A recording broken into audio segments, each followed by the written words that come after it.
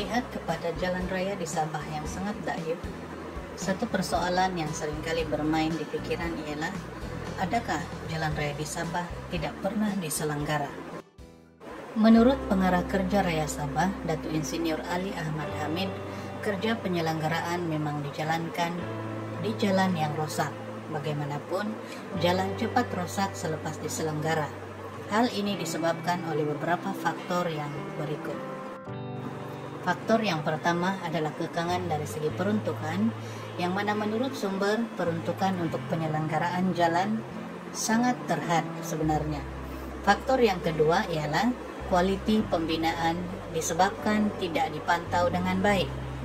Persoalannya, adakah Jabatan Kerja Raya mengalami masalah kaki tangan sehingga tidak dapat melakukan pemantauan? Faktor yang ketiga adalah aktiviti lebih muatan khususnya di kawasan luar bandar. Kendaraan lebih muatan contohnya dengan muatan sawit dan juga lori balak banyak yang menggunakan jalan-jalan utama sehingga menyebabkan jalan yang digunakan itu cepat rosak.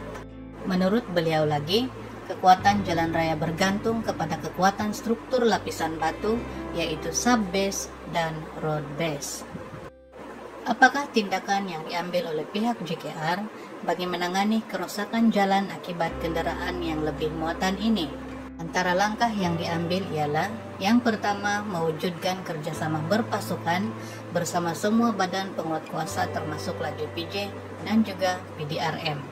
Manakala yang kedua ialah meminta kerjasama daripada semua pengusaha sawit di peringkat kampung agar dapat memberikan kerjasama dalam menangani isu ini.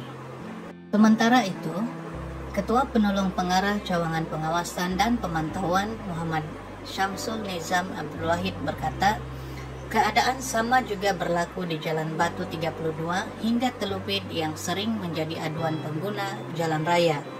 Disebabkan peruntukan untuk bina baru jalan yang lebih selesa ada dan sedang giat dilaksanakan, maka kita tidak akan membazir duit untuk menyelenggara jalan yang telah luput jangka hayat dan tidak lagi ekonomik untuk diselenggara.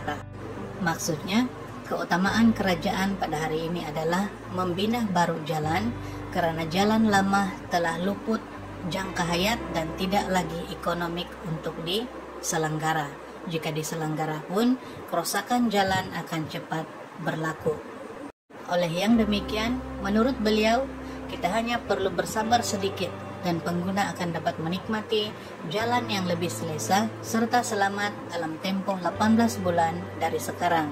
Strategi bina baharu jalan yang dimaksudkan ialah menyiapkan jalan baharu di sebelah dalam tempoh 18 bulan terlebih dahulu, seterusnya membina jalan di sebelah lagi, jadi dalam tempoh 2 hingga 3 tahun kita akan ada 3 laluan, katanya.